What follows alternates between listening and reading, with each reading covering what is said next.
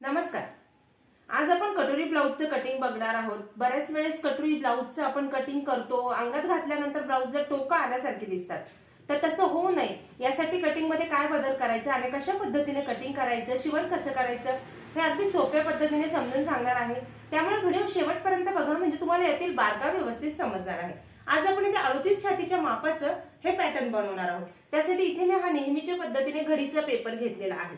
घडीचा paper घेतल्यामुळे आपला मागचा भाग पुढचा भाग दोन्ही भाग इथे सोबत निघतो आणि कमी वेळात आपलं पेपर पॅटर्न तयार होतं. सेपरेट पेपर पॅटर्न काढल्यानंतर कधी कधी आपले मुंढ्याचे आकार बदलू शकतात, शोल्डरच्या मापामध्ये कमी जास्त बदल होऊ शकतो. त्यामुळे शक्यतो पॅटर्न बनवताना सोबत बनवा, म्हणजे तुमचं आकार व्यवस्थित येणार आहे. आता सुरुवातीला इकडनं आधी 1.5 इंच अंतर आधी सोडून द्यायचं आहे. जर तुमचा छातीचा गोलवा जास्त मोठा असेल तर हे अंतर 1.5 इंचाऐवजी 2 इंच सोडा. छातीच्या गोलव्यानुसार आपल्याला इकडचं अंतर सोडायचं आहे. कप साईज जास्त असेल तर 2 इंच घ्यायचं, कप साईज नॉर्मल मीडियम आहे तर 1.5 इंच घ्यायचं आहे. आता हे जे सोडलेलं अंतर असणार आहे ते फक्त पुढच्या भागासाठी आहे, मागच्या भागासाठी नाही. पण आपण पॅटर्न सोबत बनवतोय त्यामुळे आता इथे हे अंतर टाकून घेतले, नंतर आपण मागच्या भागातून हे अंतर कट करून टाकणार आहोत. इथे घ्यायची ब्लाउजची उंची अधिक 1 इंच शिलाई मार्जिन. आता ब्लाउजची उंची आहे 14 इंच, 1 इंच शिलाई मार्जिन ऍड केलं 15 इंच. तुमची जी ब्लाउजची उंची असेल ती तुम्हाला इथे घ्यायची आहे. त्यानंतर शोल्डर मुंड्याची माप सगळी चार्ट नुसार टाकायची आहे. आपण शोल्डर घेणार आहोत 5.5 इंच. हे अंतर पट्टीने जोडून घेऊया. पॅटर्न बनवताना शक्यतो पट्टीचा वापर करा, म्हणजे तुमचे आकार व्यवस्थित येणार आहे. आणि मुंडा घेतला 5.5 इंच. हे अंतर पट्टीने जोडून घेतलं आणि ह्या ठिकाणी छातीचा चौथा भाग अधिक 2 इंच शिलाई मार्जिन. आता 38 छातीचा आहे त्यामुळे छातीचा चौथा भाग आला 9.5 इंच आणि 2 इंच शिलाई मार्जिन यात आपण ऍड केलेला आहे. हे अंतर पट्टीने जोडून घ्यायचं. कमर घेऱ्याचं अंतर टाकण्याची गरज नाही, सरळ खाली पट्टीने जोडून घेतलं तरी चालेल. पण छातीपेक्षा कमर घेर जास्त कमी असेल तर कमर घेराचा चौथा भाग अधिक 2 इंच शिलाई मार्जिन असं माप आपल्याला ह्या ठिकाणी घ्यायचं आहे. मग मुंड्याचे आकार ह्या पॉइंट पासून बाहेरच्या बाजूला 1.5 इंचावर मार्किंग करायचं. हा पॉइंट मॅच कर, कारण इथे आपलं फिटिंग येणार आहे, म्हणजे मागचा भाग पुढचा भाग इथे तंतोतंत काखेमध्ये शिवण केल्यानंतर मॅच झाला पाहिजे, म्हणून आपण इथून हा मुंड्याचा आकार देत असतो. ह्या पॉइंटला मॅच करत वरती शोल्डरला हात जोडून घ्यायचा. हा झाला आपला मागच्या मुंड्याचा आकार. पुढच्या मुंड्याच्या आकारासाठी इकडनं 1 इंचाचं मार्किंग करायचं, इकडे मुंडा खोलीच्या रेषेवर 1 इंचाचं मार्किंग करायचं. मग ह्या मार्किंग पासून शोल्डर पर्यंतचं जे अंतर आहे त्याचा मध्य करायचं आहे आणि मध्यापासून 5 इंच मध्ये घेऊन आपल्याला हे पॉइंट मॅच करत पुढच्या मुंड्याचा गोलाकार द्यायचा. हे मुंड्याला आकार देण्याची अगदी सोपी पद्धत आहे. पॅटर्न मधला किचकटपणा सगळा काढलेला आहे. 12वा भाग 6वा भाग असं तुम्हाला काहीही घ्यायचं नाही. प्रत्येक छातीनुसार किती माप टाकायची तशीच्या तशी तुम्हाला माप टाकायची आहेत आणि सगळ्या मापांचे व्हिडिओ आपल्या युट्यूबला अपलोड आहे, त्याची लिंक डिस्क्रिप्शन मध्ये दिलेली आहे. त्यानुसार तुम्ही तुमच्या मापाचं ब्लाउज कटिंग करून शिवू शकता. त्यानंतर इथे आपण गळा खोली घेणार आहोत 2.5 इंच. गळ्याची उंची आपल्या आवडीनुसार घ्यायची. गळ्याची उंची आहे 6 इंच, अर्धा इंच शिलाई मार्जिन ऍड केलं 6.5 इंच. ज्या ताईंना इथे खालच्या बाजूला पसरट गळा हवा असेल इथे पेपरवरच थोडंसं अंतर वाढवून घ्या. जे काय तुम्हाला अर्धा पाव इंच वाढवायचं आणि वरती शोल्डर जवळ जोडून घ्यायचं आणि इथे कोपऱ्यात गळ्याला आकार द्यायचा. पूर्ण वरतीपर्यंत हात नेण्याची गरज नाही, म्हणजे आकार व्यवस्थित येतो. त्यानंतर योगपट्टीसाठी इकडनं 2 इंचाचं मार्किंग केलं काच बटन पट्टीच्या बाजूला आणि फिटिंगच्या बाजूला केलं 2 इंचाचं मार्किंग. आता ह्या पॅटर्न मध्ये योगपट्टी निघत नाही, योगपट्टी आपल्याला सेपरेट काढायची आहे. मग ती तुम्ही डायरेक्ट कपड्यावर कटिंग केलं तरी चालणार आहे. योगपट्टीचं कटिंग करताना 4 आणि 3 इंचाची योगपट्टीचं कटिंग करायचं आहे. हे पॉइंट पासून पुन्हा वरती 2 इंचाचं मार्किंग करायचं आणि गळ्यापासून हे अंतर तिरकस जोडून घ्यायचं.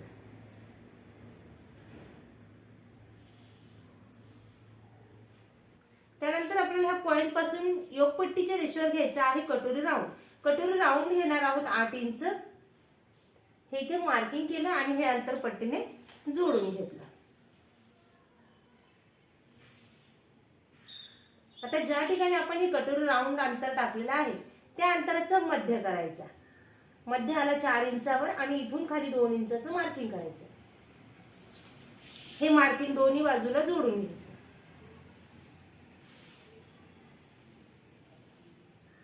त्यानंतर आता आपल्याला कटोरीचा गोलाकार द्यायचा। गोलाकार देण्यासाठी इथून मुंढ्यातून आतल्या बाजूला आपल्याला 1.5 इंचावर मार्किंग करायचं आहे आणि कटोरीचा गोलाकार द्यायचा आहे। आता कटोरीचा गोलाकार देताना साइड पीस कडनं हात वळवत आपल्याला ह्या पॉइंटला येत हात वरती जोडायचा आहे, लक्षात घ्या, म्हणजे तुमचं कटोरी गोलाकार छान येते आणि अंगात बसते पण व्यवस्थित। जर तुम्ही हा आकार अशा पद्धतीने जर सरळ नेला, हे लक्षात घ्या, तर कटोरी आपली उभी दिसते, तयार होते। मग कटोरीला कधी चपटी बसते, कधी टोक आल्यासारखी होते। त्यामुळे कटोरीचा जो आकार देतो, आकार देताना हात असा साइड पीस कडनं वळवा, म्हणजे कटोरी परफेक्ट आपली अंगामध्ये बसते। हे झालं कटोरीचा आकार देऊन। त्यानंतर ज्यावेळेस आपण हा टक्स प्रॉपर शिवायचा आहे, हा टक्स प्रॉपर शिवत नाही, त्यामुळे आपली कटोरी बसकी टोक आल्यासारखी दिसते। आडवा टक्स आपल्याला 1.5 इंचाचा घ्यायचा आहे आणि उभ्या टक्सची उंची आपल्याला 3 इंचाची घ्यायची आहे। ब्लाऊजच्या उंचीनुसार आपल्याला ह्या टक्सची उंची बदलायची आहे। टक्सची उंची जरी तुमची प्रॉपर झाली नाही तरी तुमचं ब्लाऊजला टोक आल्यासारखे होतात। हे अशा पद्धतीने कटिंग तयार झालं। आता याचं कटिंग करून घेऊया। मग कपड्यावर ठेवायचं कसं, शिवायचं कसं हे समजावून सांगते। नवीन बघणाऱ्यांनी जर अजून चॅनलला सबस्क्राईब केलेलं नसेल तर चॅनलला सबस्क्राईब करून नवनवीन व्हिडिओच्या अपडेटसाठी बेल आयकॉन ऑलला क्लिक करा आणि व्हिडिओला लाईक करून जास्तीत जास्त शेअर करा। तुमच्या काही अडचणी असेल तर कमेंट करत चला। अशा पद्धतीने इथे आपले हे दोन्ही पॅटर्न तयार झाले। मग आपण हे जे साईडला 1.5 इंच अंतर वाढवलेलं होतं ते आता मागच्या भागातून काढून टाकूया। त्याचं आपल्याला मागच्या भागात काही गरज नाही। वाढवलेलं अंतर फक्त आपल्याला कटोरी त्याच्यामध्ये काढण्यासाठी, आणि कटोरी कपड्यावर कुठेही वाढवायची नाहीये ही, कारण ऑलरेडी आपण कपड्यावर इथे पेपरवर वाढवून कटिंग तयार करून घेतलेलं आहे। हे पॅटर्न कपड्यावर कोणताच भाग वाढवायचा नाही आहे, असंच कटिंग करायचं आहे। साइड पीस वाढवायचा नाही, कटोरी वाढवायची नाही। जी कटोरी कपड्यावर वाढवायची असते त्याचं कटिंग मध्ये मी तुम्हाला सांगितलेलं असते। ही कटोरी आहे अशीच काढायची आहे। इथे पुन्हा आपण गळाखोलीचं अंतर टाकूया। गळाखोली घेतली 2.5 इंच। गळ्याची उंची आपल्या आवडीनुसार घ्यायची आहे। उंची अधिक अर्धा इंच शिलाई मार्जिन। आता 9.5 इंचाचा गळा आहे, अर्धा इंच ऍड केलं 10 इंच। मग इथलं अंतर आपल्याला थोडं पसरट हवं आहे, तर मग इथेच आपण हे मार्किंग करून घ्यायचं। पट्टीने हा बॉक्स तयार करून घ्यायचा आणि गळ्याला आकार द्यायचा। जर कॅनव्हासचे गळे बनवायचे असतील तर पेपरवर कटिंग करू नका, कपड्यावर कॅनव्हासचा गळा जोडल्यानंतर ते कटिंग करायचं आहे। गळा तयार करून इथे कोपऱ्यात गळ्याला आकार दिला। त्यानंतर हा खालचा टक्स शिवताना आडवा टक्स 4.5 इंचाचा घ्यायचा आणि उभा टक्स आपल्याला गळ्यापेक्षा 1/2 इंचाने कमी, मग उभा टक्स आपण 4 इंचाचा घेऊया। याचं पूर्ण शिवण टक्सचं आपल्याला करायचं आहे 1 इंच, म्हणजे इकडची बाजू अर्धा इंच आणि इकडची बाजू अर्धा इंच। आता याचं कटिंग करून घेऊया। पॅटर्न बनवण्याची ही अगदी सोपी पद्धत आहे। लिहिता वाचता न येणाऱ्या ताई पण पॅटर्नचं कटिंग करून ब्लाऊज शिवू शकतात। त्यामुळे व्हिडिओ शेवटपर्यंत बघत चला, म्हणजे तुम्हाला शिवणातले बारकावे पण यामध्ये व्यवस्थित समजणार आहे। आता हे झालं मागच्या भागाचं कटिंग। आता आपण पुढच्या भागाचं कटिंग करून घेऊया। मुंड्याचा आकार प्रथम कापून घ्यायचा। जोडताना तुम्हाला पॅटर्न कुठेही कमी किंवा जास्त काही होणार नाही आहे, असं सेम कटिंग करा।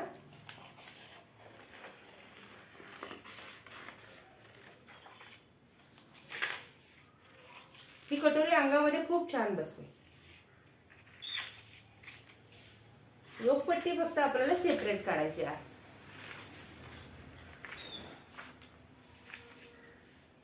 कटोरीचा आकार देताना असं साइड पीस कडनंच द्या, म्हणजे तुमची कटोरी प्रॉपर तयार होणार आहे।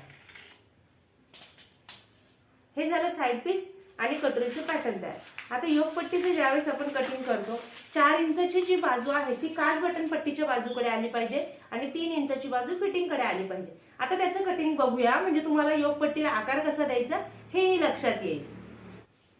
ह्या पेपरवर आता तुम्ही कपड्यावर कटिंग केलं हे तरी चालणार आहे। इथे खालचं माप घेताना कमर घेराचा चौथा भाग अधिक 2 इंच शिलाई मार्जिन असं घ्यायचं। आता 32 इंच कमर घेरा आहे, 8 इंच कमर घेराचा चौथा भाग आला आणि त्यात 2 इंच शिलाई मार्जिन ऍड केलं, म्हणजे 10 इंच आलं। दोन्ही बाजूला इकडनं 3 इंचाचं मार्किंग करून घ्यायचं आहे। योगपट्टीची पण ही अगदी सोपी पद्धत आहे. हे मार्किंग जे आपण केलं ते पट्टीने जोडून घेऊया.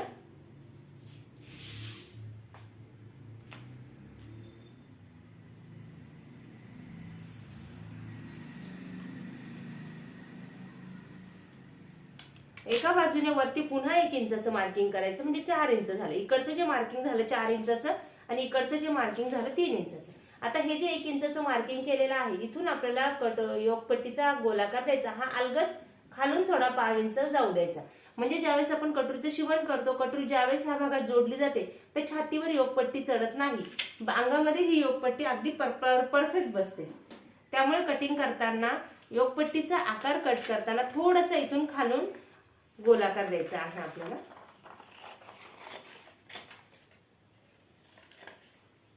हे झालं आपलं योगपट्टीचं कटिंग तयार. आता आपण बाहीचं कटिंग बघूया आणि मग हे पॅटर्न कपड्यावर ठेवायचं कसं, शिवायचं कसं हे समजावून सांगते. बाहीचं कटिंगची पण अगदी सोपी पद्धत आहे. इथे घडीचा पेपर घेतलेला आहे.